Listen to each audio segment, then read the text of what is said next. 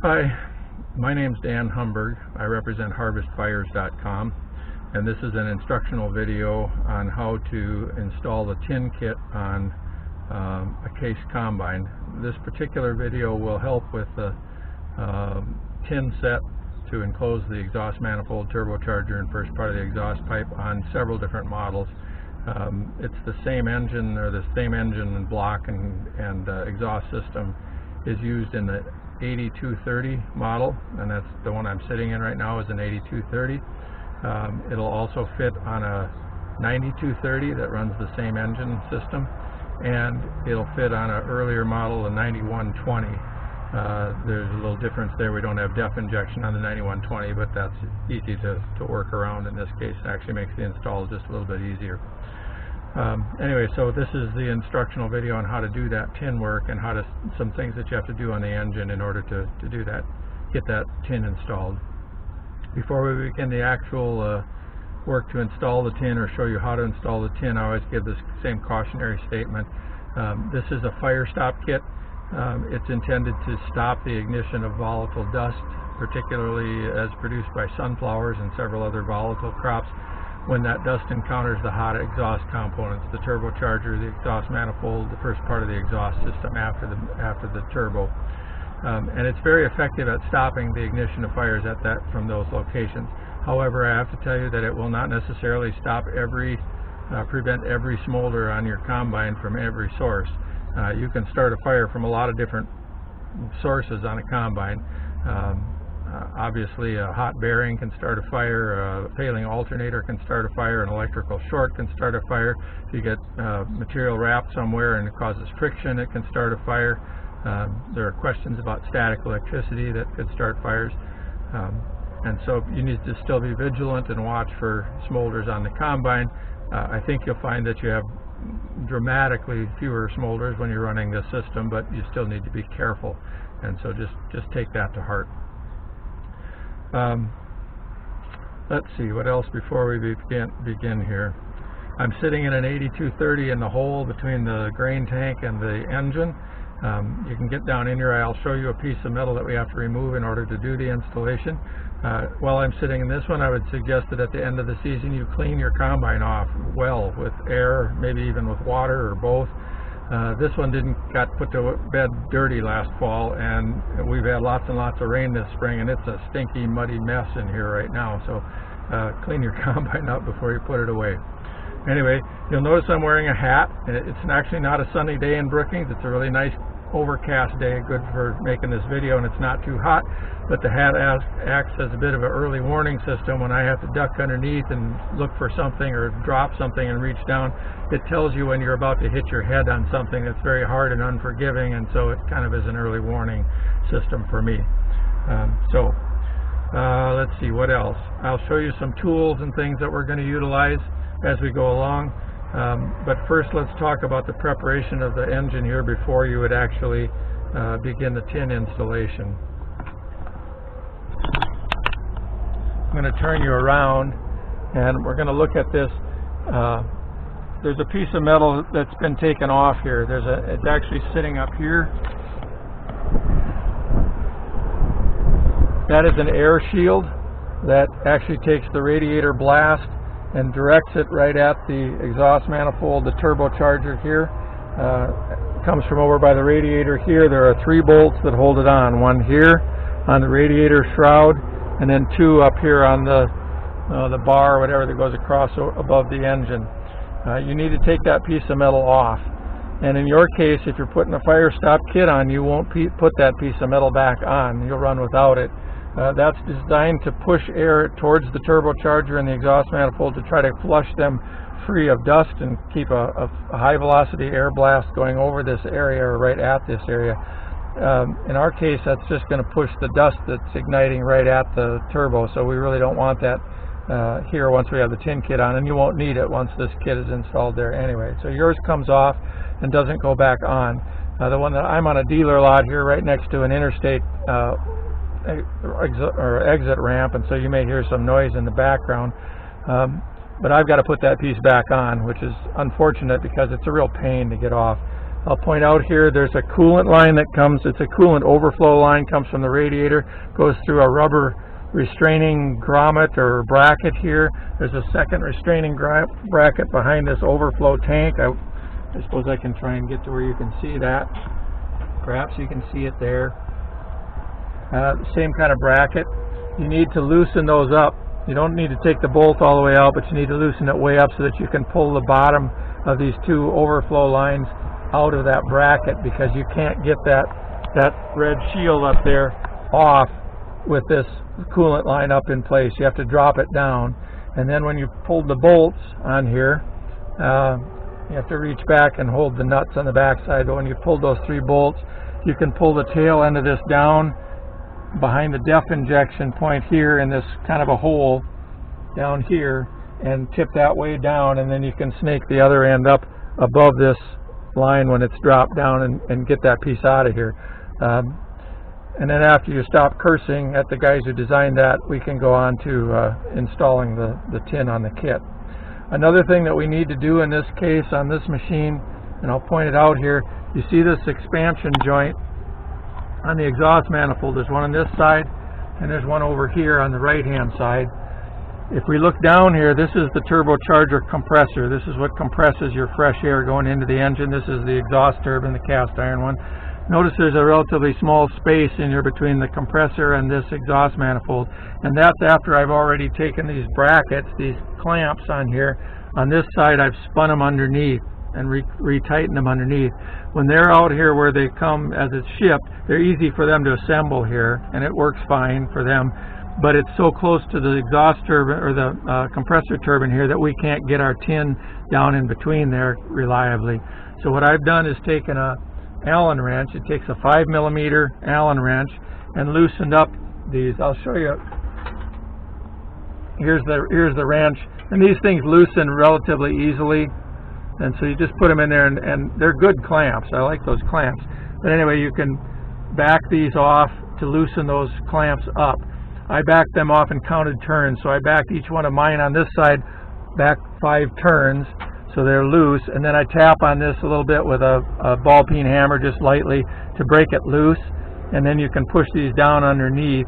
And I actually tighten them back up a little bit before I slid them all the way around there, because it's easier to reach to tighten them up when they're up here. But I needed to keep them loose enough that you can still slip them around or tap them around underneath. I used the Allen wrench and a ball peen hammer to tap the clamp around to the bottom. Now the clamps are on the bottom side facing back and maybe up just a hair, and you could, that still work just as good. But you have to reach down underneath here with your Allen wrench to tighten them back up. I wanted to make sure I got them back to the same point they were, plus just a little bit tighter. So I backed them off 5 turns, slid them both down underneath, and then counted turns and turned them back in 5 turns, and then maybe another half to make sure it's good and tight on there. So now they're out of the way. The ones on this side, the right-hand side over near the exhaust pipe, you actually don't have to take those off. We should be able to fit around. If you have trouble, you could spin them around there, but I think that my tin work will fit around the outside of this pair without having to move them. So that's kind of a preparation step before you get to putting on the tin. I haven't done it here, but the other preparation step you might do is to blow the dust out of these holes above the engine manifold. I forget which one. I think we're going to use this one over here near the right hand end, about the higher one of the two. This is the end of the manifold, and we're going to use this one. And over on the left, right above the expansion joint where we just worked, there's another one here. And make sure those are clean, because it's hard to put, we're going to put bolts in those, and it's hard to run a bolt in there if they're full of dirt or dust from the crop. Similarly, underneath the left-hand end of the manifold, there's a raised casting boss down here. Maybe I can see that, get you to see that from underneath. I don't know if you can see that in this picture or not. Yeah, it's pretty hard for you to visualize that here. Maybe this is the best view. I'm going to grab a light source here, see whether that helps a little bit. There. Now you can see that raised boss down there that has a tapped hole in it that's unused. They aren't using that for anything on this model. And you want to clean that one out too, to make sure that one is available for use, because we're going to use that as a clamp. Similarly, on the right hand end down here, I think I'm going to reach underneath to show you that one. There's a pair of bolt holes down here below that's the exhaust manifold up above, and there's the nameplate or the serial number plate or whatever it is for this motor. Down underneath that there's a pair. Blow those two out. We're going to use one of those to clamp onto as well. And so that'll prepare the engine for the tin work that we're going to put on it. Let's talk for just a minute about tools. These are all square, number 2 square drivers that I'm using. I got number 2 square drive sheet metal screws that hold it together. I probably already spoke about these in the tin folding video, so you can zip through this if you don't need the help. But this screwdriver, this long one, is about 1 foot long. I made that one with a piece of electric fence rod, and I just bored the end for a driver bit, pressed a short Milwaukee driver bit in there with a bit of epoxy at the same time. It's a press fit plus the epoxy holds it in, and that gives me a long reach when I need it. You can do the same thing with a 6-inch driver, and a 6-inch magnetic extension will accomplish about the same thing. I will provide with the kit a stubby like this, because there's some of those screws that's the only way to reach it. Yours might be aluminum handle, or it might have a wooden handle, but it's just a square drive bit set into that little handle. I also use Milwaukee bit in the drill driver, and if you have a smaller drill driver than mine, that's handy in here. If you got one of the newer ones that's really, really compact, that makes it easier to reach more of the screws with a powered driver. Set your clutch low enough so that it doesn't strip out the screws. Alright, I can't think of anything else with regard to tools. I have some of the tin pre-assembled here. And so we've got piece, in this case it's piece number 1, 2, piece number 3, and I'm not sure what the numbers is there. They're like 8 and 9 or something like that, these sides here. So we got 1, 2, 3, 4, 5 pieces that we put together already. Now I haven't put every screw in here because I have to take this apart again when I get done installing it. But in your case, you'd put the screws in all the way around here. Put these 2 in where we attach this one here. The 2 right up here, leave this one open because we're going to wrap, the turbo wrap goes over top of that. So these 2 screws, leave these 3 holes open for now because we're going to use them later. On the other end of the setup, bolts screws go in here, around here. These 2 upper ones here, leave the bottom ones open here. And these 2 here, and leave that one open. So that's kind of a pre-assembly of a piece that we can put in as a block. I've got a couple pieces here that I have to cut holes in later when I take this home, because the laser didn't knock these pieces, cut these pieces free. So that's our first chunk.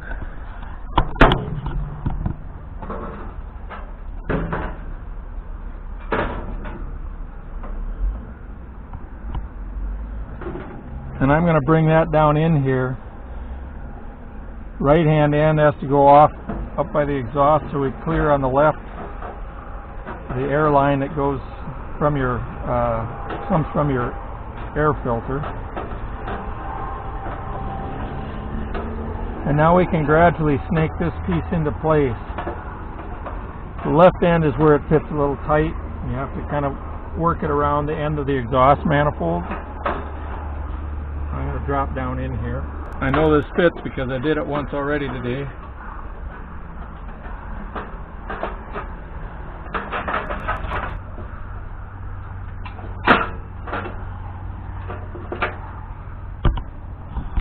Okay, the left end of it where it goes over the manifold is where you may have to be ginger about it. You may have to tweak it just a little bit in order to snug it around the end of the manifold and get it to drop down.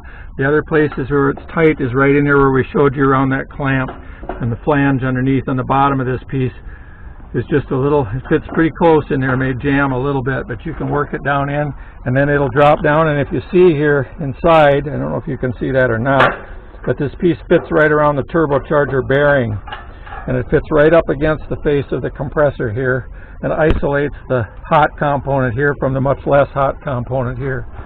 Also, we look here, the flange has a hole that will line up on the block up here with the with that piece, so we can put it's an 8mm bolt, a short 8mm bolt that'll go in there. Similarly on this end, we can lift this up and line it up with that hole. Those two will hold the top of this whole piece on, and you can put those in now. I wouldn't necessarily tighten them down real tight yet, but you can put them in there to help hold it in place. So that's the first chunk, and that's actually a pretty good start.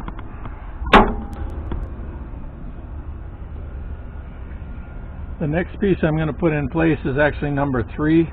It's the bottom side of this divider around between the turbo and the compressor, or the exhaust turbine and the compressor turbine. It's going to have to slide around and snake in underneath the turbocharger bearing. And the things that we're most concerned about here is that we've got openings for the oil line that serves that turbo bearing that comes up through here, and the return line comes back down through here. And I've already went underneath here and test fit this. I'll take you down there in a minute and show you that same spot. But in order to get it in place, I had to straighten out these 2 tabs, fold them back out flat again, because it's too tight between where that oil line comes up in here, and you have to go past it. And so I flattened those out. They can go up in place, and then we'll bend them back around this way once we've got it up in place underneath there. This one could probably actually come off. I don't know that it will, that it affects that it blocks anything. I think there's a redundant spot here in terms of that, but I'm not going to take it off right now, but it may be that piece could actually come off. Let's go down and look at this underneath and see if we can show you how to put it in place. This is the pressure line that serves the turbocharger bearing. That's critical for us. This is the return line that comes down to drain that bearing back down to the crankcase. And those are the 2 things that we really have trouble fitting around here with this thing. I'll show you how it goes in place. I'm looking at the face with those cutouts for those 2 things, and I have folded those 2 cutouts up to be out of the way here. This went in pretty easily now. This slides up, and there's a hole in the back side here. Once we get it all the way up there, that large pilot hole will overlap here. You can't reach that one with a screw because it'll run into the compressor, but there's one farther in here that we may be able to get in place to hold it together. And then up here, we may or may not be able to get screws through to hold the top of that because the compressor's in the way. But there are pieces that are going to hold this whole thing together. Now you can see how the return line comes down through this gap, and the pressure line goes up through the other gap. The key that we want to know for sure that we've got clearance there, so that that these tin edges don't vibrate against these oil lines. I don't want anything that would cut those oil lines or gradually abrade them. Another thing that's possible is if it doesn't fit quite right, this smaller line is bendable, so you can push it in a little bit, and you can bend it a little bit to make it go through the opening and give it some clearance around that line. Okay. Once we've got it up in place here, then we can reach up and bend these 2 tabs back towards us. In fact, the top one, I don't know if you'd have to bend it back. It's probably okay right where it's at. And I may even take it off of there. But this one has a screw hole in it, and that one we would bend back around like the others at 90 degrees here. Okay, so I'll see if I can bend this one back around right now. You don't want to bend it too many times or it'll break off. But there, that one's back around in place, and I think that the rest of this will line up. One thing I also do sometimes or frequently with these is if there's a piece of tin here that fits close to this line, this oil line, I will bend that piece of the flange, the edge of the flange, cut a little tab or whatever, and bend it up so it's parallel to this. The face of it is parallel to this rather than an edge facing it, because that parallel face won't, it's smooth, and so it can rub on there.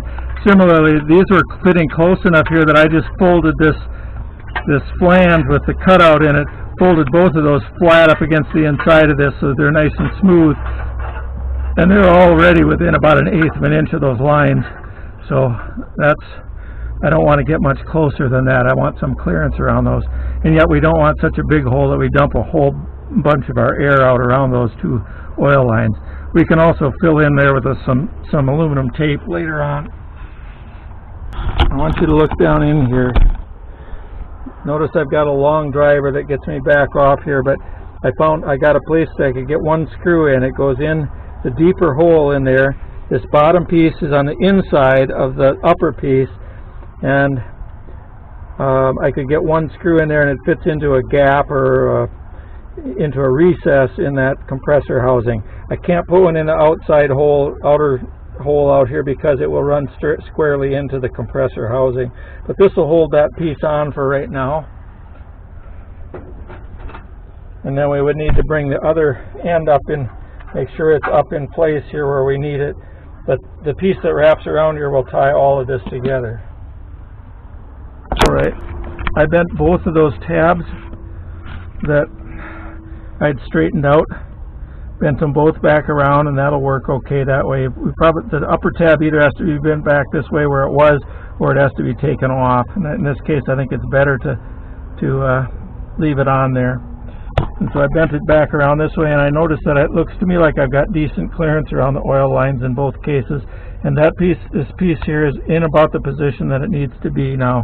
It still can move around in the front a little bit because I don't have any screws in the front part of it, but it'll get fixed in place in a little while when we put some more pieces on. Alright, the next piece we're going to work with is this piece number 4. It's going to go underneath the left hand or the radiator end of the manifold. I've also got this tab here all already in place on there. Looks to me like my screw holes aren't perfectly lined up, but the screws will go in there. I'm going to slip this in from behind the compressed air or the intake air line here, and it'll take a little bit to snake that in place. It has to go kind of flat.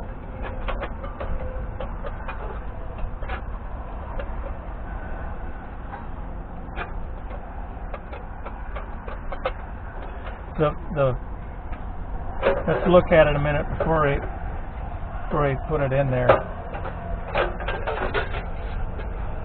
If you remember from when we folded the tin, we got these two tabs that are bent down. They're going to butt up against the casting on the block. This tab, and this tab that are straight pieces are going to fit into a slot between the head and the block itself. And so you got to kind of find that spot when you snake it in there. When you get it in, it'll slide into place, and the outer edge should line up out here. But it takes a little bit of feeling to get that to fit in place there.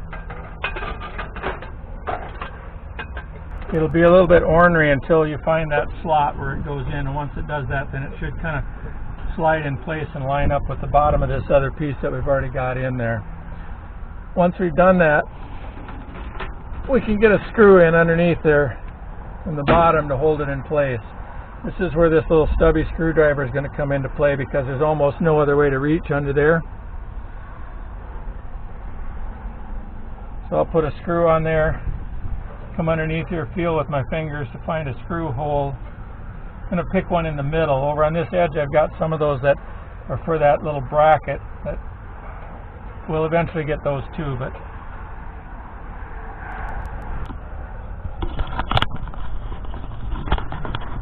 alright, I had a little trouble getting this first screw started underneath the bottom of this with that little screwdriver. In my case, the trick was to go back to this corner out here, the outer end. I could get that one to line up and eventually got that one started. And then the next one over was right about underneath above my finger here. And when you get two of them lined up, then the rest of the screw holes, you can kind of work your way down and the next one lines up so that you don't have to feel around so much for them. But now you got to put screw holes in. There's a 1, 2, 3, 4, 5, whatever. There's a bunch of them here to put in. Now also, once with that piece in place, we should be able to, if I can get you to see that. There's that tab sticking down there with a slot in it. And if everything's working right, we should be able to put a bolt through that and find that there's a hole behind there. Yep, if I look down in here, in fact the hole is right about in the middle of that slot. And so now that piece could be attached and hold this all on tight. I'm not actually going to do that on my installation here because I got to take it back off again, and it's not going anywhere. It's already pretty tight on there. But you should probably put that bolt in to hold that piece in place. You might not want to tighten it tight right now, but eventually you want it snug down. That brings us to the next piece, which is the opposing piece on the other end. Looks like this. It's piece number 9. Has 3 tabs bent down and 1, 2, 3, 4 tabs that go into a slot above that boss, that casting on the block.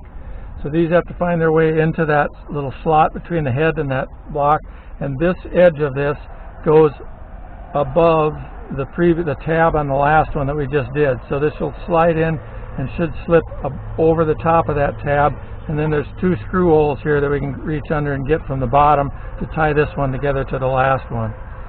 So I won't make you watch me do that, but I'll put it in place myself and then come back and give you any pointers that I have about that.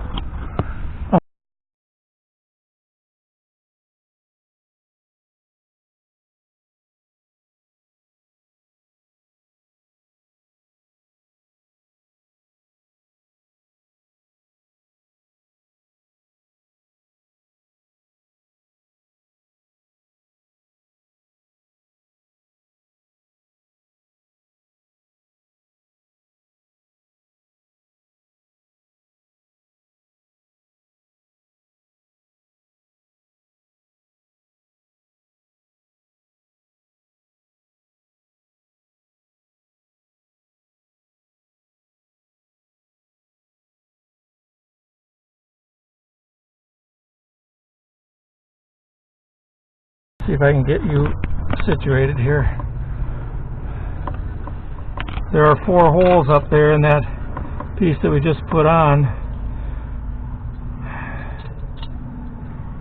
and I'm going to at least try and hit 2 of them while I'm here. You should put all of them in, but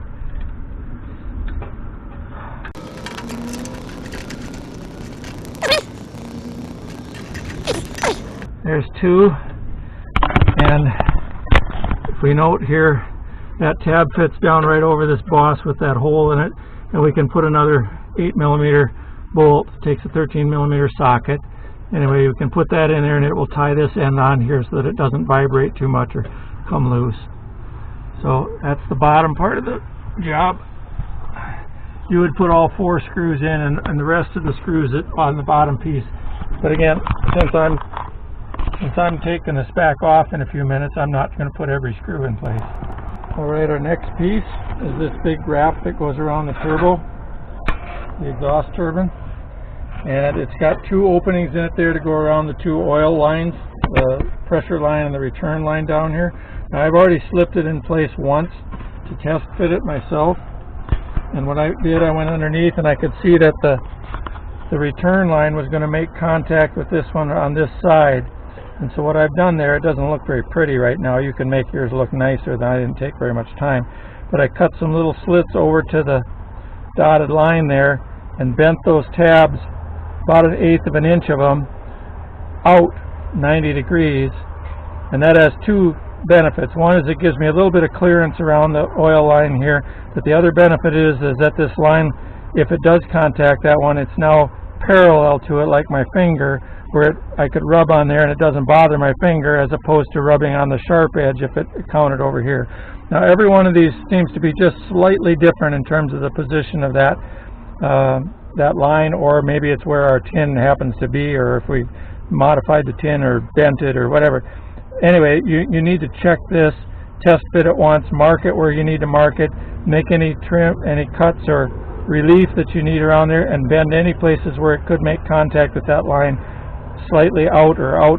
Doesn't have to be a very long tab, just maybe 1/8 of an inch, but bend it out parallel to the line. I don't want the sharp edge of this tin, or it's not that sharp, but it's a little rough. I don't want the edge of that tin rubbing up against the oil line when the engine's vibrating. Okay, once we have that, and you check that and check the other one as it goes through here too. Make sure that you got some clearance there, and if you need to, make some little pedal cuts in here and bend that one out too so that it clears that line and has a parallel surface. Once we have that and we've test fit it, we can slip it in place.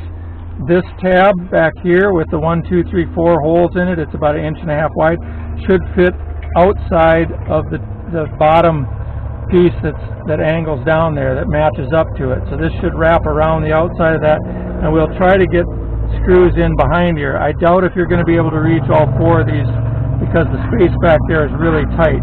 But if we can get 1 or 2 of them in with that little stubby screwdriver, that'll help hold that on. Then the rest of it pulls into place pretty easily. We can put this in place by slipping it around underneath the exhaust pipe. It has to go above that coolant line that goes under there, and then slide it in place. And once it's fit correctly, it'll fit back in there, and not too bad. In fact, the screw holes are lining up here on the outside already.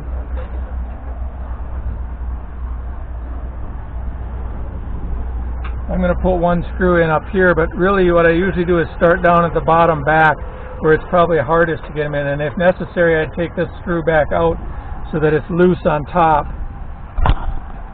so that it's loose up here, because I want to be able to line it up in the bottom back to get those in first. Yeah, I'm going to go down and try one of those, and then we'll see whether I can get those to fit or not, and I'll give you some feedback on that. I almost forgot this piece. This is the bottom right-hand side of the exhaust turbine. It also has a piece that didn't knock out here that I'll have to cut out later. But this piece needs to be put in before we wrap around the rest of the turbo. All right, this piece can be put in place by slipping it underneath here and kind of rolling it around.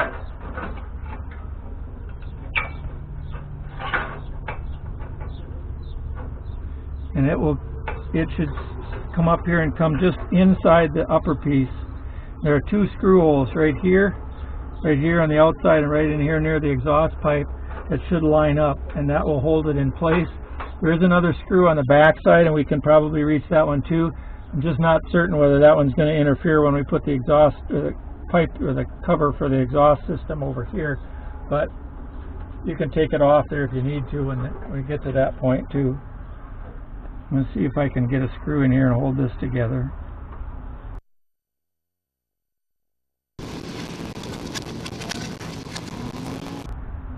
This will fit pretty close around the exhaust pipe, but it's got those vents around the cutouts here to let air flow and come out and pass along the rest of the exhaust system. So that one.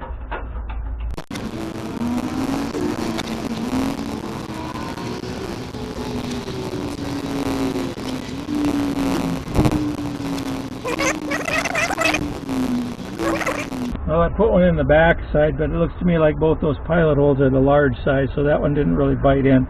But these 2 will hold it in place, and the next step when we put that wrap around here, we'll tie all of this together.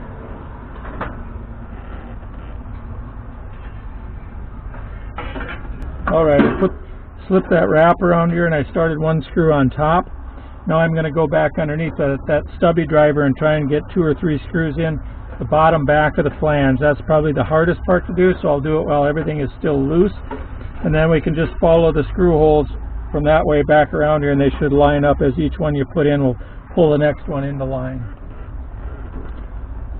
I'm going back down underneath here, and this is really where it's good if you know a leprechaun or I don't know, a short, really short person, because there's not a lot of room down here. Oh, but life is really good because I got a screw in there right off the bat. and that will pull the rest of them in line. Alright, I'm not sure you can see up in there, but on the chance that you can, I'm going to hold this in place. I managed to reach in and get 3 screws. Let's see if I can show you where. I got 3 out of the 4 screws in this flange that connects the turbo wrap to the back piece under here. With 3 in place, the 4th one will probably line up, and we could probably get that one in too if we can reach in there. Helps to have really small hands, and I don't. 3 will probably hold it, but if you can get the 4th one in, that would be good. Then I've only put a few screws in around here as we come around this thing to hold it in place, because there's lots of screws and I've got to take it off again. But go ahead and put all of the screws in, and now this thing gets really rigid and holds a lot of pieces together that don't have much else to hold them in place. So that'll bring us to the next piece around the exhaust pipe here. Alright, the next piece is this long octagon piece that fits around the exhaust pipe, and in order to get it in place, you got to kind of come from the drain tank side underneath the DEF injection port, slide it in there. You might have to pry it open a little bit, and it'll kind of finally pop in place around there.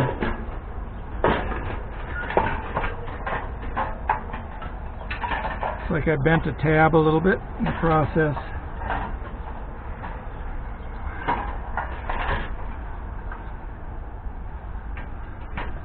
Okay, the opening on the side will face the DEF injection port. We've got pieces that will go on to fill in around that.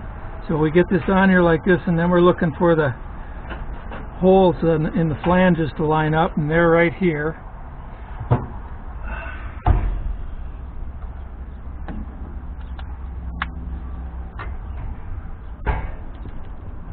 I've got my long driver bit here, and that's what I'm going to use to reach along the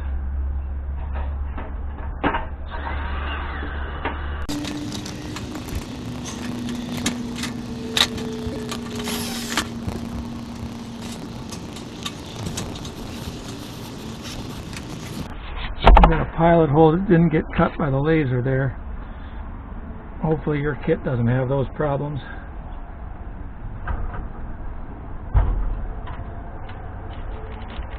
I'm going to come around to the near side underneath here and get a couple of these, and then the rest should line up.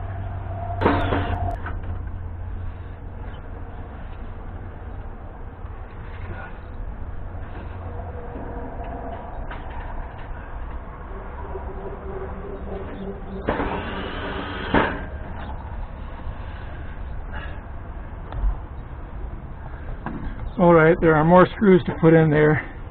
Some of them really will require a long bit to reach back in here to get them, and you may do them kind of from the underside. The next one is this overlapping piece here. It's going to go like this.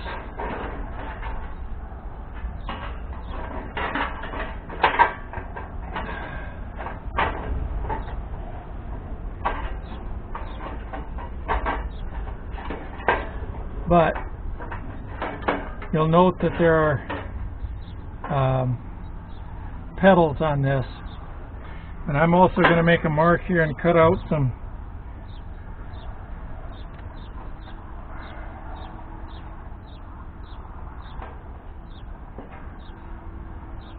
like that with my tin snips if I can. And then this piece, I'll bend these fingers along here. I'll bend those down in so that they dive down underneath this. See if I can get you pointed in the right direction.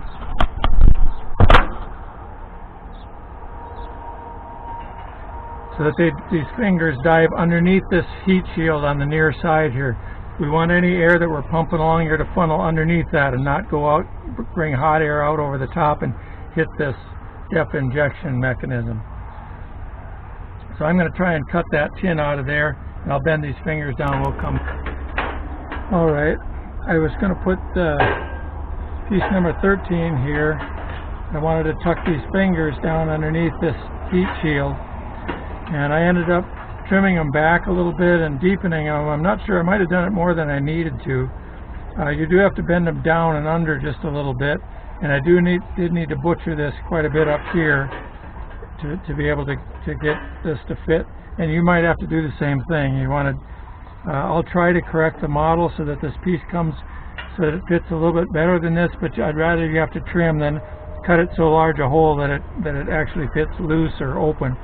So once we have it made to fit, we slide those fingers underneath the heat shield, work it down into place.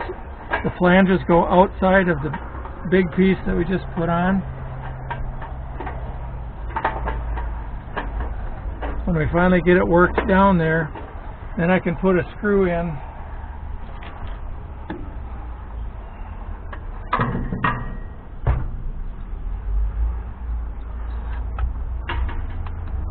at the base down here.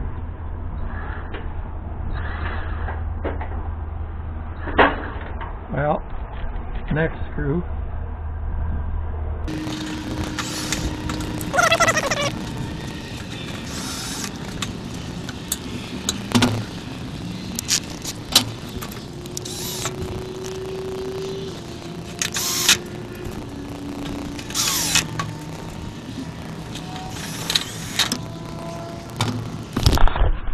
Alright, if you look at this, I've got some gaps here, but I've got mostly these fingers are tucked underneath there.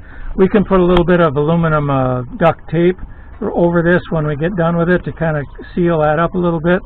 And we may have to do the same kind of up here, although the next piece is going to come down over this as well.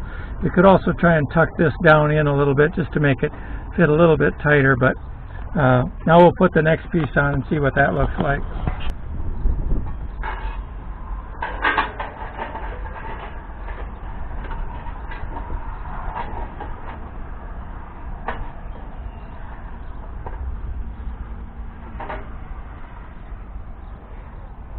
Okay, I'm going to have to do some fitting on this one too. I'll do that off camera and then bring it back and show you what it looks like when I get it trimmed. Alright, I slid that piece in here and I actually didn't trim anything off of it. I just shoved it down tight, and it should almost butt up to this one, and then the screw holes will line up here. On the bottom side, there's a couple of fingers, but they'll kind of bend underneath the heat shield when you shove it down there.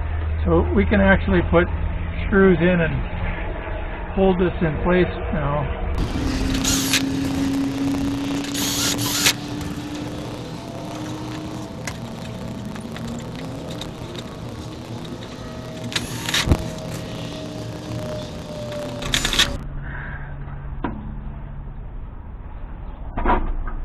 Okay, I got enough screws to hold that in place. I'm not entirely happy with what I did here. I cut a little bit too much off of this piece right here, so we got kind of a gap here. Now, if I was doing this install, I'd probably take a pliers, bend these down to minimize the amount of loss of air that we've got here, and then we'd probably put some of that aluminum duct tape, foil tape, over the top of this and kind of seal it up here. I would like the air to funnel underneath and around this all the way to the upper end up here, but we'll see how that end finishes up. We could. This is wanting to slide to one side of my exhaust pipe here, so it may be that I should trim a little bit right in here, but I can actually pull it hard too, and it'll shift off center here a little bit, or off closer to centered on the exhaust pipe. But I could probably trim a little bit there, cut back to this along this line, and dive that little corner underneath the heat shield a little bit here. Otherwise, it'll work. I've got two pieces to add on to the end, and then we're done with this. Okay, you're looking down the exhaust pipe that we just finished. Well, I haven't finished putting it on, but it's on as far as I'm going to put it. Now I've got piece number 16, and I've bent these two ears, that one out, this one out. You could bend them out as much as 90 degrees, although it probably doesn't need a full 90. Then we can flip this over the top of this previous one, and those ears go underneath these support brackets, and then we can slide it back down in place until we can get those ears back underneath those brackets and the screw holes start to line up across here.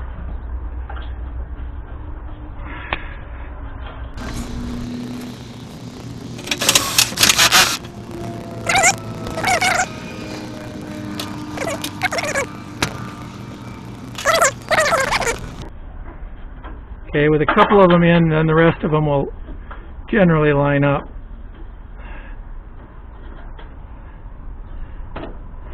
At this point, I'm not going to put those in, but I will bend these ears that we opened up.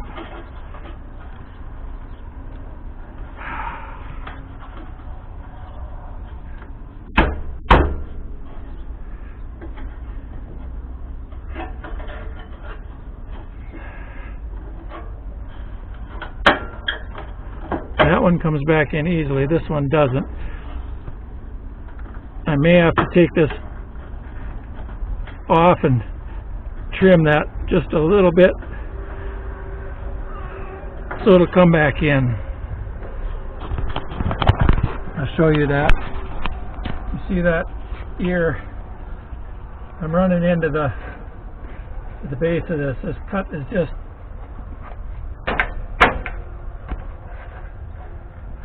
we can force this down a little bit, we might be able to make it flop in. Otherwise, we could take it back off, cut a little bit more off that ear so we can fold it back in underneath here. Okay, I beat on this a little bit and pounded it down, and I managed to get those ears folded most of the way back underneath these support brackets. Now I'm going to take this piece in, slide it in from the bottom. It has to fit over the top of a bolt, and it should come up around the sides of that. It may not fit real good, but it'll work.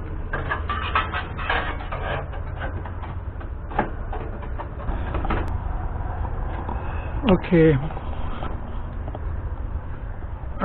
This is working reasonably well, although the whole thing is fitting pretty much tight down on top of this.